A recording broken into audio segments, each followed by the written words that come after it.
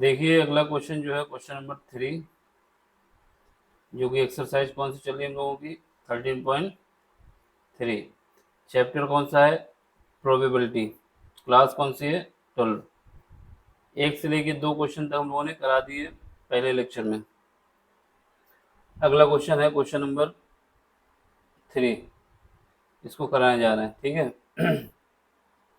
इसमें आपको एक कॉलेज है जिसकी डिटेल दी जा रही है, जिसमें 60% बच्चे जो हैं वो क्या थे? हॉस्टल के थे, और 40% बच्चे जो हैं स्कॉलर हैं, यानी डे स्कॉलर का मतलब हुआ कि वो अपने घर से आते जाते हैं। ठीक है। जो आप प्रीवियस ईयर का जो रिजल्ट रिपोर्ट आया था उसमें ये बताया जा रहा है कि 30% जो बच्चे हैं, जितने भी स्टूडेंट थे वो हॉस्टल में अटेंड किए थे। ठीक है। जितने भी बच्चे थे 30% में हॉस्टल अटेंड किए थे। फिर उसके बाद ये बताया जा रहा है कि ए ग्रेड, वो ए ग्रेड के बच्चे थे। ठीक है। जो टोटल बच्चे थे उसमें से 30% बच्चे जो हॉस्टल अटेंड किए थे वो ए ग्रेड के थे, और 20% बच्चे जो थे वो डे स्कॉलर के थे। फिर उसके बाद जब एग्जामिनेशन हुआ तो उसमें से एक बच्चे को आपको क्या करना है? सेलेक्ट करना है और उसको अवार्ड देना जो भी करना है। ए ग्रेड का बच्चा होगा, लेकिन हमें ये प्रोबेबिलिटी बतानी है कि वो बच्चा जो है मेरा हॉस्टल का हो, डे स्कॉलर ना हो। तो क्वेश्चन समझ गए? देखो क्या कहानी है। पहले कहानी है कि हम मान लेंगे कि जो इवन हमारा है, ये हमारा इवन इवन कैसा है? इवन जो है इवेंट है, जो बच्चे है वो हॉस्टल का है। लेट किए हैं कि even be the event that student in hostel, और जो ई टू को माने हैं वो मान लेते हैं जो बच्चा है वो डे स्कॉलर का है। ठीक है। ए को मान लेते हैं, जो कैपिटल ए है इसको मान लेते हैं कि जो भी इवेंट गेटिंग हुआ है वो ए ग्रेड का है। तो हमारे पास क्या केस बन गया? पहले तो हमें प्रोबेबिलिटी बतानी होगी कि जो बच्चा हॉस्टल का है, क्योंकि इवन हमने माना है, उसकी प्रोबेबिलिटी क्या होगी। तो हमारे पास कोई भी डाटा होता है वो 100% होता है। उसने बोल दिया कि 60% बच्चा जो है हॉस्टल में रहता है, यानी 60% ऊपर रहेगा, और 100% के, क्योंकि टोटल जो बच्चे होंगे वो 100% होंगे। तो इसको सॉल्व करेंगे तो आ जाएगा 60 डिवाइड बाई 100, परसेंटेज से परसेंटेज कट जाएगा। यहाँ से आएगा 0.6। ये क्या आ गया? ये हमारे पास प्रोबेबिलिटी आ गई कि जो बच्चा है वो हॉस्टल का है। एक ही आ गया डाटा। फिर उसके बाद सेकंड केस क्या है कि बच्चे हॉस्टल का नहीं है, डे स्कॉलर है। डे स्कॉलर है तो इसके लिए हम क्या करेंगे? इसकी प्रोबेबिलिटी निकाल देंगे E2, क्योंकि हमने माना है कि जो बच्चा इवेंट E2 है जो है वो इवेंट कैसा है कि बच्चा डे स्कॉलर है। E2 इज इक्वल टू क्या आ जाएगा? 40% डिवाइड बाई 100%। 100% क्यों कर रहे हैं? क्योंकि कोई भी डाटा होगा तो वो 100% होगा। तो टोटल हमारा 100 आएगा। 40 डिवाइड बाई 100, तो इसको सॉल्व करेंगे तो आ जाएगा 4.4। तो ये क्या आ गया कि जो बच्चा हमारा सेलेक्ट हो रहा है वो डे स्कॉलर है, और P या प्रोबेबिलिटी ऑफ इवन बता रहा है कि जो बच्चा सेलेक्ट होगा वो हॉस्टल का होगा। अब क्या है क्वेश्चन में बोला जा रहा है कि जो एग्जाम हुआ था, एनालिसिस किया गया था, उसमें 30% बच्चा जो था ए ग्रेड का वो हॉस्टल का बच्चा था, और 20% जो बच्चा था वो डे स्कॉलर था। तो हम क्या करेंगे? कंडीशनल प्रोबेबिलिटी निकाल देंगे। कंडीशनल प्रोबेबिलिटी ऑफ ए क्या है?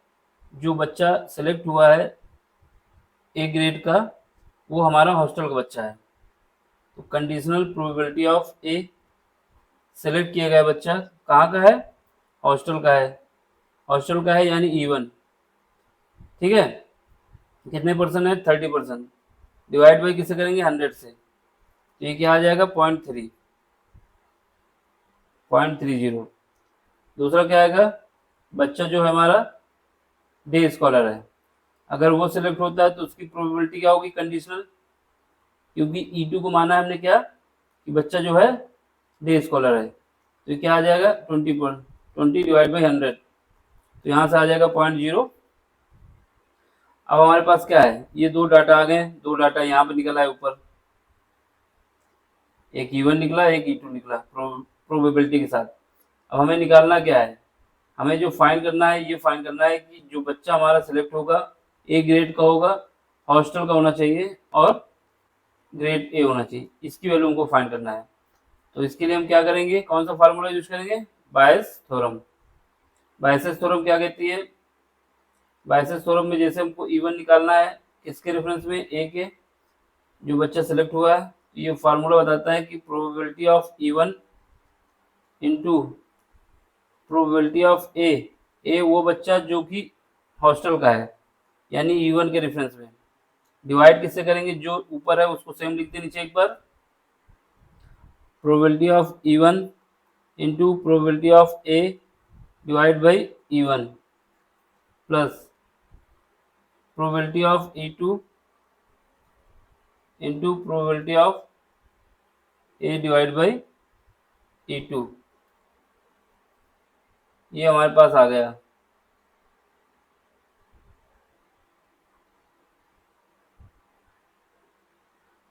ठीक, अब हमें क्या करना है, सारी वैल्यू पुट करना है, बस आंसर निकल आएगा। तो ये बायसेस थ्योरम है। यहाँ पे क्या है, E1 divide by A is equal to probability of E क्या निकाली हमने, 0.6, ये लिख दो 0.6 into probability of A E क्या निकाला है, ए डिवाइड बाई ई का मतलब है 0.30 डिवाइड बाई जो आया उसको नीचे लिखो 0.6 इंटू 0.30 प्लस यहाँ पे क्या आएगा, E2 कितना आया है 0.4, क्योंकि ये जो प्रोबेबिलिटी है किसकी, कि जो बच्चा है डे स्कॉलर है, और इसकी कंडीशनल प्रोबेबिलिटी क्या है, ये हमारा 0.2 है। इसको सॉल्व कर लो, आंसर आ जाएगा। क्या आंसर आएगा, 8 6 का मल्टीप्लाई 3 से होगा तो कितना आ जाएगा 18, पॉइंट 2 के बाद है 2 पॉइंट लगा देंगे, डिवाइड करोगे यहाँ पे 0.18 प्लस 0.08, पॉइंट से पॉइंट हटा देंगे, 18 डिवाइड बाई 18 प्लस 8, यहाँ से हो जाएगा 18 डिवाइड बाई 26, तो इसको काट देंगे तो कितना आ जाएगा 9 डिवाइड बाई 13, 2 से डिवाइड करने के बाद 2 से काटेंगे तो कितना आ जाएगा 9 और 13। तो हमारे पास प्रोबेबिलिटी क्या आ गई,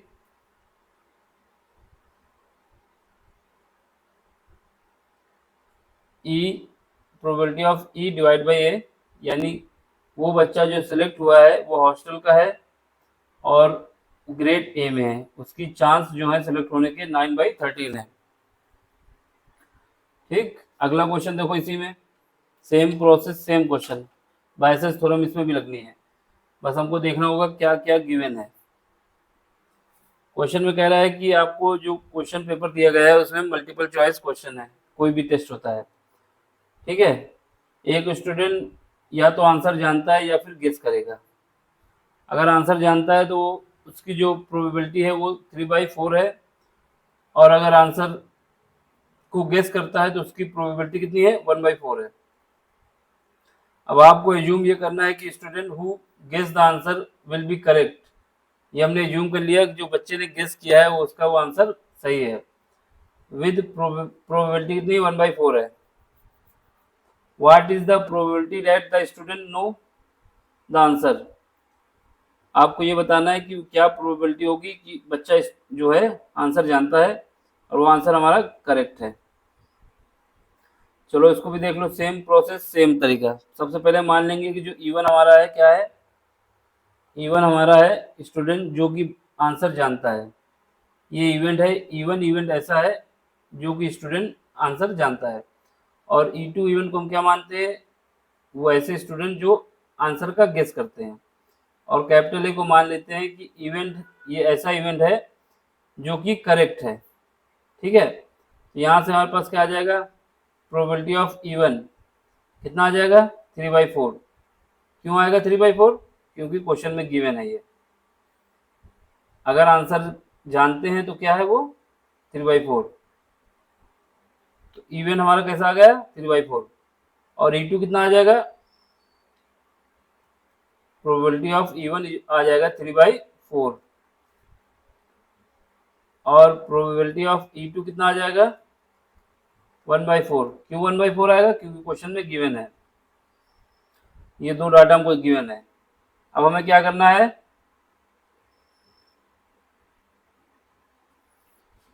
ठीक है।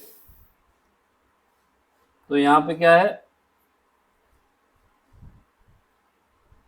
यहाँ पे हमारे पास क्या आ जाएगा, अब ये कंडीशन क्या मान रहे हैं कि जो बच्चा है ए, जो ए इवन हमने क्या माना है कि करेक्ट आंसर देता है।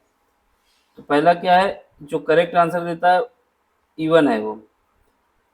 और हमने मान लिया ए ई जो है हमारा वो क्या आ जाएगा 1, क्योंकि इसने बोला है जो गेस करेगा वो भी हमारा सही है। इस वजह से जो प्रोबेबिलिटी आ जाएगी ए कंडीशनल वो आ जाएगी करेक्ट के लिए 1 आ जाएगी। इन दोनों को जब ऐड कर देंगे। दूसरा देखो, फिर क्या है, E2 जो है हम मानते हैं कि जो गेस करता है वो A/E2, ये कितना आ जाएगा 1/4 आ जाएगा। ठीक है,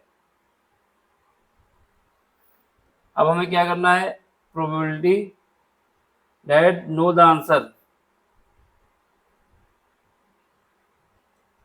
ये बताना है।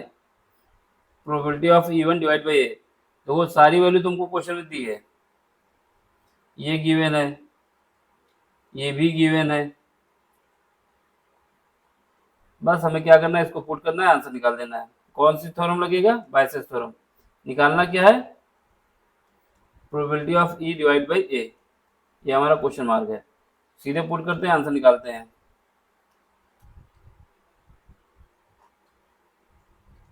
E1 डिवाइड बाई ए, ये हमें प्रोबेबिलिटी निकालनी, कैसी प्रोबेबिलिटी निकालनी है, ये निकालना है, ये प्रोबेबिलिटी है कि जो आंसर है वो बच्चा जानता है और उसके जो करेक्ट होने की संभावना कितना है, ये हमको फाइंड करना है। चलो फिर रखते हैं इसमें वैल्यू। पहले फार्मूला लिखा ही हुआ है, ये क्या है, प्रोबेबिलिटी ऑफ जो कि आंसर करेक्ट होने की कितना है 3/4। ये क्या है, ये हमारा वो है कि आंसर 100% सही है। ठीक, डिवाइड करेंगे किससे, सेम 3/4 इंटू 1 प्लस ये क्या आएगा, प्रोबेबिलिटी ऑफ E2 कितना है, E2 हमारे पास है कि वो गेस करेगा 1/4 गिवन है क्वेश्चन में। और ये क्या है कि जो बच्चा गेस कर रहा है उसके गेस में जो करेक्ट होने की संभावना कितना है 1/4। बस सीधे से सॉल्व कर दो, आंसर आ जाएगा। तो 3/4 डिवाइड बाई, यहाँ से 1/4 कॉमन ले लो सबसे, यहाँ बचेगा 3 प्लस 1/4। इसको सॉल्व करेंगे कितना आ जाएगा, कट जाएगा। यहाँ पे 3 इंटू 4 एलसीएम ऊपर चला जाएगा और नीचे आ जाएगा 13, ये 12/13 आंसर। तो ऑप्शन आपका हो जाएगा, ऑप्शन क्या है, ये आ जाएगा आपके पास कंडीशनल प्रोबेबिलिटी। देखो अब इसके दो क्वेश्चन हो गए और आगे के दो क्वेश्चन आगे लेक्चर में करा जाएंगे। समझ में आया तो लाइक करें, सब्सक्राइब करें, शेयर करें।